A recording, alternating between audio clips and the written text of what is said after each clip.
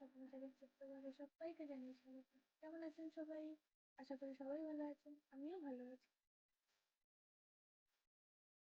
আজ আর কোথাও ঘুরতে নয়, চলুন যাবো হাইপার মার্কেট। কিছু জিনিসপত্র কিনবো, আপনাদেরও দেখিয়ে নেবো এখানকার মার্কেট কিরকম হয়।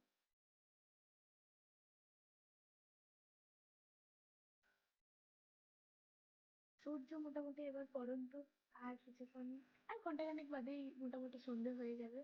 চলুন তার আগেই মোটামুটি আলো থাকতে থাকতে ঘুরে আসি একটুখানি। হাঁটতে হাঁটতেই পৌঁছে যাবো, কিছুটাই দূর, গল্প করতে করতে চলে যাবো।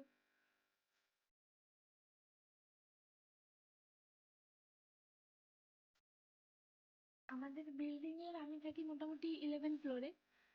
এবার যেতে হবে গ্রাউন্ডে। তো চলুন যাওয়া যাক।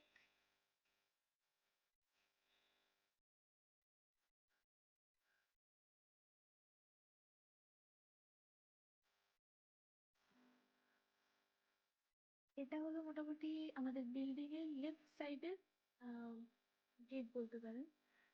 যেহেতু এটা লিফটের একদমই সামনে পড়ে, তাই কোথাও বেরোনো হলে এখান থেকেই বেরিয়ে যাই, কারণ আর ঘুরে ফ্রন্ট দিয়ে কে যাবে, সাইডে যখন দরজা আছে। এটা প্রচন্ড গরম, প্রচন্ড হাওয়া দিচ্ছে, কিন্তু তাও ঠিক আছে, যেহেতু রোদটা আস্তে আস্তে পড়ছে না, ওই জন্য রোদটা ঠিক গায়ে লাগছে না, ভালো। তাও প্রচন্ড গরম, প্রচন্ড। মোটামুটি এই হলো আমাদের ফ্রন্ট সাইডের গেট।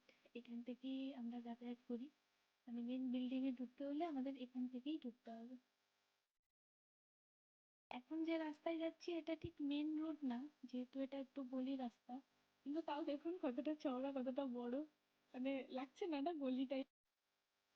কলকাতায় পাড়ায় পাড়ায় যেমন একটা দুটো ছোটখাটো মোটামুটি মুদির দোকান থাকে, এখানে তেমনই প্রত্যেকটা এরিয়ায় ছোটখাটো একটা করে বাকালা থাকে। মানে বাকালা মানে ওই কাইন্ড অফ মুদির দোকানই বলতে পারেন। ওখানে মোটামুটি সব ধরনের সব কাইন্ড অফ সব জিনিস পাবেন, কোল্ড ড্রিঙ্কস থেকে শুরু করে শাক সবজি সব পেয়ে যাবেন। তফাৎ একটাই যে মুদির দোকানে গিয়ে আমাদের যা চাই আমাদের বলে দিতে হতো যে এটা এটা এটা দিন।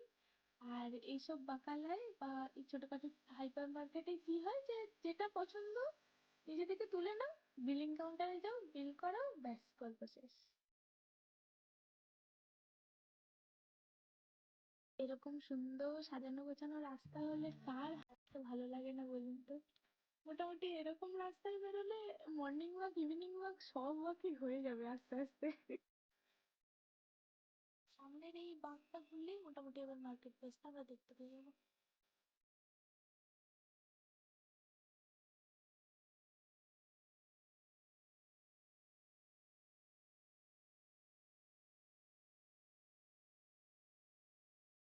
ওই যে দূরে দেখতে পাচ্ছেন কতগুলো কালারিং সাইনবোর্ড টাইপের, ওটাই হলো অ্যাকচুয়ালি মার্কেট প্লেস।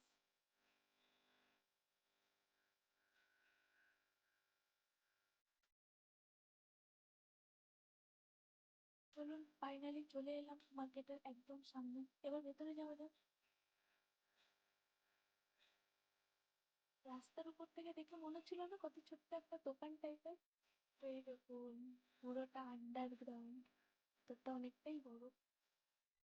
আসতেই মোটামুটি চলে এসেছি মশলাপাতির জায়গায়, এখানে ছোট ছোট প্যাকেট করে সব ধরনের মোটামুটি ইন্ডিয়ান মশলা পেয়ে যাবেন। এবার আসছে মোটামুটি সব ধরনের সসের সেকশন। এই হেন্সি টমেটো কেচাপটা আমি ইউজ করি, মোটামুটি 500 বোতল, 1 কেজি 240 সামথিং এরকম কিছু। ইন্ডিয়ান রুপিসে কত হবে? 330-32 এর কাছাকাছি এরকম। এখানকার লোকেরা মোটামুটি এই মশলাপাতি প্রচন্ড প্রেফার করে, মানে বিশেষত যারা আমাদের মতো মানুষ, যারা অন্যান্য দেশ থেকে এখানে এসছে, তো তাদের জন্য এইসব মশলা প্রচন্ড প্রেফারেন্স। কারণ বাড়িতে যাই রান্না করতে হোক, মাছ থেকে শুরু করে মাংস, আর যদি সঠিক মশলাটা ঘরে থাকে তাহলে তো কোনো ঝামেলাই থাকে না না। আরেকটা দুঃখের বিষয় হলো এখানে ম্যাগি পাওয়া যায় না, এখানে ম্যাগির মতোই অন্যান্য ব্র্যান্ডের নুডলস পাওয়া যায়। বেশিরভাগটাই ওই কোরিয়ান নুডলস বা ওয়াই ওয়াই এইগুলো পাওয়া যায় mainly। এই পুরো সেকশনটাই মোটামুটি এবার লিকুইড সোপের সেকশন। আর এখানে মোটামুটি হ্যান্ড ওয়াশ থেকে শুরু করে ডিশ ওয়াশ আর ক্লথ ওয়াশ, এভরিথিং সব কিছুই মোটামুটি পেয়ে যাবেন। আমি মেনলি টেডির ব্র্যান্ডটা ইউজ করি। এখানে মোটামুটি এই সেকশনটায় সবসময় অফার চলতেই থাকে, মানে ওই ধরে নিন 400 ml দুটো একসাথে থাকলো, খুব একটা দামও হয় না, 1 কেজির মধ্যেই হয়ে যায়, মানে ওই ধরে নিন 270 টাকার কাছাকাছি। এই দেখুন কি পেলাম, ধূপকাঠি। এখানকার লোকেরা প্রচুর পরিমাণে ধূপকাঠি বা সেন্টেড ক্যান্ডেল এগুলো প্রচুর ইউজ করে, কারণ এরা ওই স্মোকি সেন্টটা প্রচন্ড পছন্দ করে, যতদূর যা আমি বুঝলাম। এই সেন্টেড ক্যান্ডেলটার দাম মোটামুটি 1 কেজি 890 মতো, তো ইন্ডিয়ান রুপিসে মোটামুটি 506 টাকার কাছাকাছি। ভালো, খারাপ না, সুন্দর বেশ স্মেল হয়।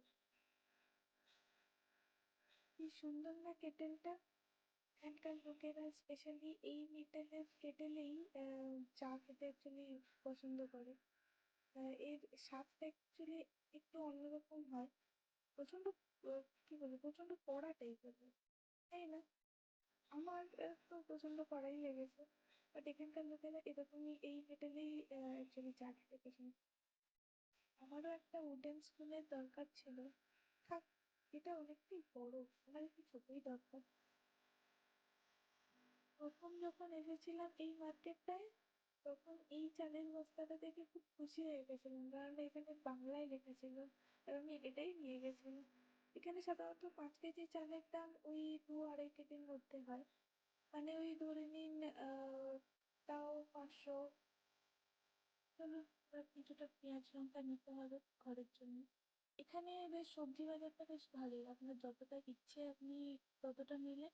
এবার এখানে একজন স্টাফ থাকবে, যে কিনা আমাদের সবজিগুলো কতটা কি নিয়েছি সেটা আলাদা আলাদা প্যাকেট করে ট্যাগিং করে দেবে, ওই ট্যাগিং এর মধ্যেই মোটামুটি ওয়েট আর প্রাইস দুটোই লেখা থাকে। বেশ ভালো এই জিনিসটা, সিস্টেমটা বেশ ভালো।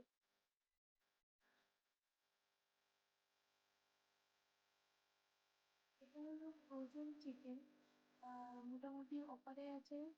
ওই 1 কেজি 100 গ্রামের প্যাকেট দুটো আছে, মানে ওই 2 কেজি 200 গ্রাম মতো ধরে নিন। প্রাইস লেগেছে 1 কেজি 595, মানে ওই 1 কেজি 600 ধরে নিন। ইন্ডিয়ান রুপিসে মোটামুটি হবে ওই 430-এর কাছাকাছি। মোটামুটি একই, সেমই লাগে অনেকটা কলকাতায়।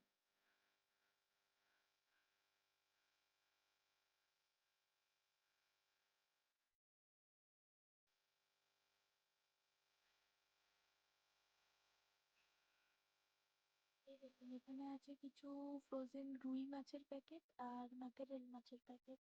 রুই মাছ মোটামুটি এখানে পিস পিস করেই কাটা থাকে, একদম পরিষ্কার থাকে, আঁশ টাশ ছাড়ানো সবকিছু।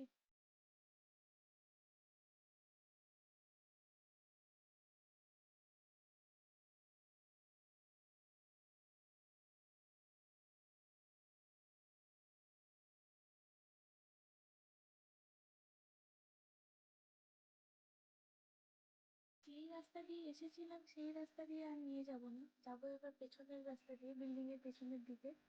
অ্যাকচুয়ালি এই রাস্তাটা এখন বেশিরভাগটাই আমি শর্টকাট হিসেবে ইউজ করি, বেশ ভালো, টাইম একটু কম লাগে, অতটা ঘুরে আসতে হবে না।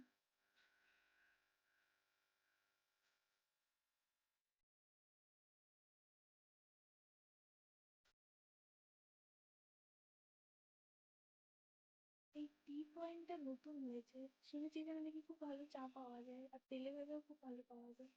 আসবো একদিন আপনাদের, ওই যে দূরে আমার বিল্ডিং দেখা যাচ্ছে। তাহলে আজকের মতো এখানেই শেষ করলাম।